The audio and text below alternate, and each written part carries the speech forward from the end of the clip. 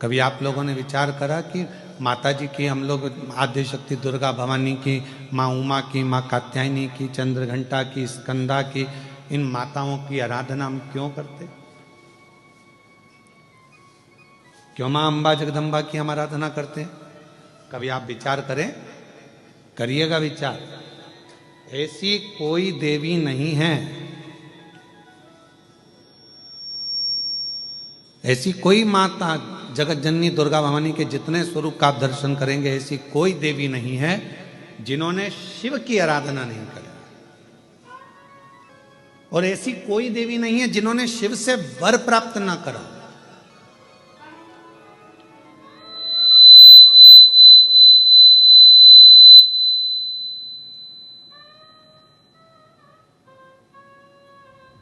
और सबसे बड़ा वर एक ही लिया माता रानी ने, जगत जननी दुर्गा भवानी ने, जगदम्बा ने, भगवान देवादिदेव महादेव से जो वर मांगा, जो वर की कामना करी, तो उन्होंने एक वर सबसे प्रबल मांगा।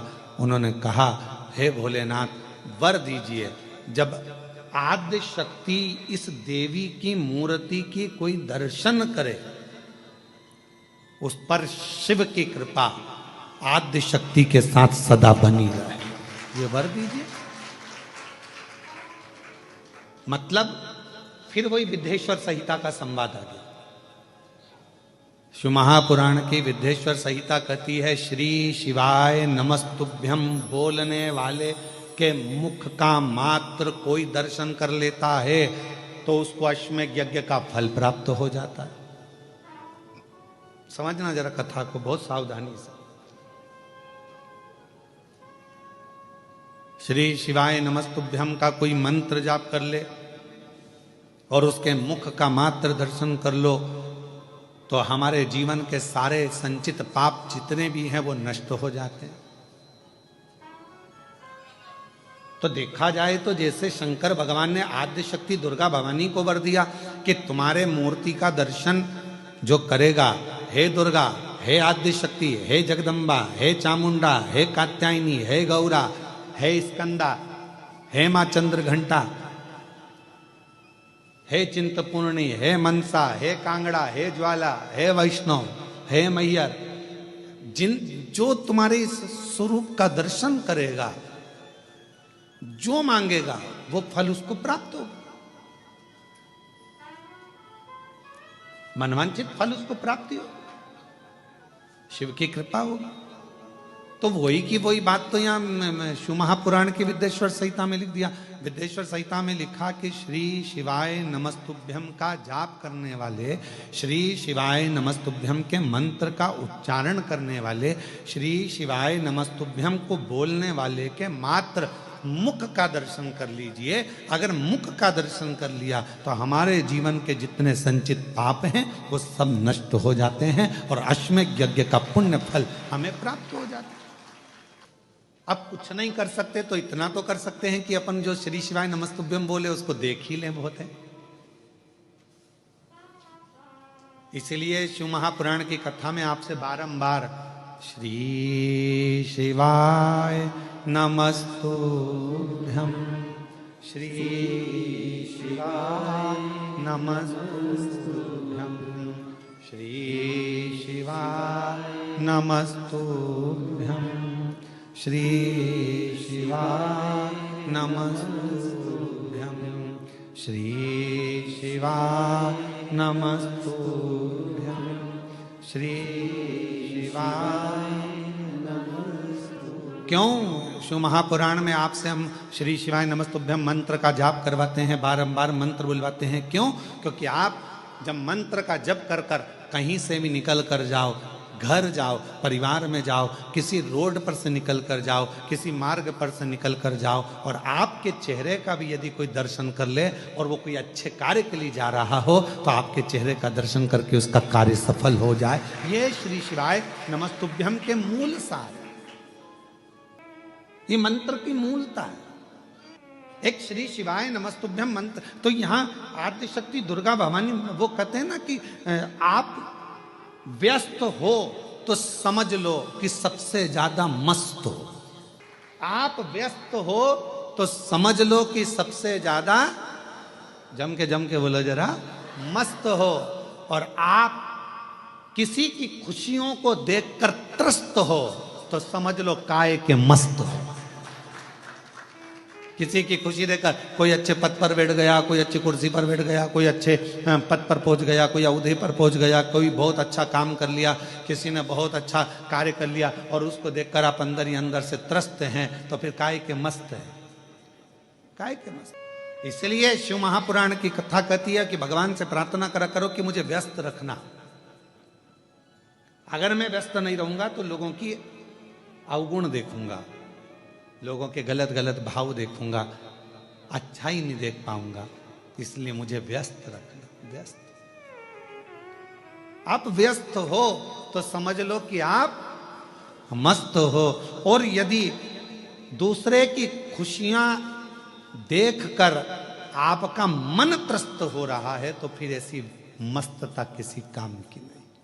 शिव महापुराण की कथा कर रही है, भगवान शंकर का चरित्र कर रहा है। मेरी जितनी आद्य शक्ति दुर्गा भवानी, मेरी माँ जगतजननी, पार्वती माँ, जितनी माता हैं, ये कहीं ना कहीं शिव की स्तुति करती हैं। और शंकर भगवान इनको प्रेरणा देते हैं कि किन असुर का संहार करना,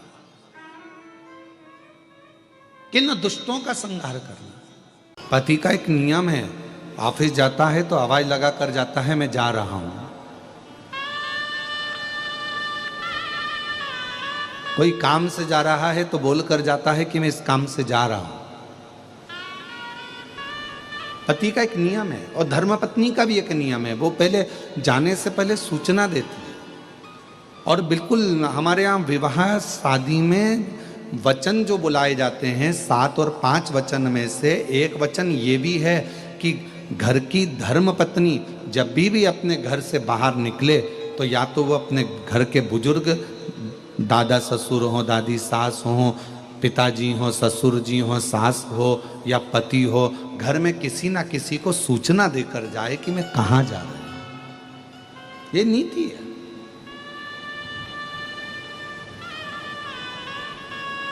बिना सूचना के स्त्री घर से बाहर भी ना निकले। थोड़ा सूचना दे, या कोई बहुत अर्जेंट काम है, निकल गए हो तो फोन पर बोल दो कि मैं इस काम से आई हूं, 15 मिनट में पहुंच रही। पार्वती मैया शिवजी से, हिमालय राज जी ने कहा मुझे लगता है कि शंकर भगवान समाधि में डूबे हैं, कोई साधना कर रहे हैं। पार्वती जी ने कहा नहीं, समाधि में डूबते हैं जब भी मुझे बोल देते हैं कि मैं इतने दिन की समाधि ले रहा हूं।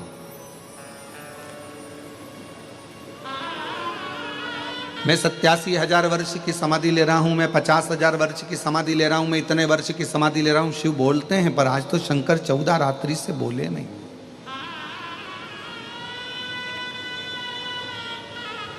क्या करा जाए? तब हिमालय राज जी ने कहा कि शिव जी पर 1 लोटा जल समर्पित कर फिर पूछो। शिव जी की आराधना पार्वती जी ने करी, पर शंकर भगवान 14 रात्रि तक नहीं बोले। और आज पार्वती जी ने फिर शिव जी से प्रार्थना करी, एक बेलपत्र शंकर को समर्पित कर पूछा आप मौन क्यों हो? शंकर भगवान कहते हैं कि आज मेरा हृदय बहुत रो रहा है, आज मेरा हृदय बहुत रो रहा है। पूछा क्यों, किस लिए? एक धर्म पत्नी ऐसी होती है जो पति का उदास चेहरा देखकर भी उसको प्रसन्न करने का प्रयास करती है। घाटा लग गया ना, कोई बात नहीं, तकलीफ है ना, कोई बात नहीं, क्यों टेंशन लेते हो, सब होगा, अच्छा होगा। जब कुछ अच्छे दिन अगर चले जाते हैं और बुरे दिन आ जाते हैं तो बुरे दिन भी जाएंगे और अच्छे दिन भी आएंगे, टेंशन क्यों लेना। और एक धर्मपत्नी का सबसे बड़ा कर्तव्य यही है कि अपने पति को डिप्रेशन में ना रखे। वो अगर चिंता में डूबा हुआ है ना तो थोड़ा सा बल खुद दे। क्यों चिंता करते हो? सब अपन नहीं जोड़ा है ना, सब अपन नहीं बनाया है ना, लोन भी लिया तो अपन नहीं लिया है ना, तो चुकाएंगे भी अपन। फैक्ट्री अपन ने बनाई है, दुकान अपन ने बनाई है, मकान अपन ने बनाया है, तो फिर चिंता क्या करना है उसमें, चलाएंगे भी अपन। और चिंता मत करो, दुनिया कुछ भी कहे, मैं तुम्हारे साथ में हूं, तुम्हें टेंशन लेने की जरूरत नहीं है। ये धर्म पत्नी अपने पति को बल, धर्म पत्नी अपने पति को ये बल प्रदान करे कि तुम क्यों चिंता करते हो, क्यों टेंशन लेते हो, क्यों चिंता में डूबे हुए, क्या परेशान, मैं हूं तुम्हारे साथ। और कदम से कदम मिलाकर चलने के लिए मैं तुम्हारा साथ कभी नहीं छोड़ूंगा। आदि शक्ति भवानी की जय, दुर्गा महारानी की।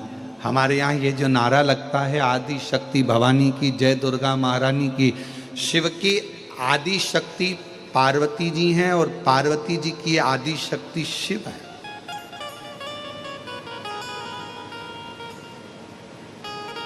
शिव पार्वती के बिना अधूरे हैं और पार्वती शिव के बिना अधूरे।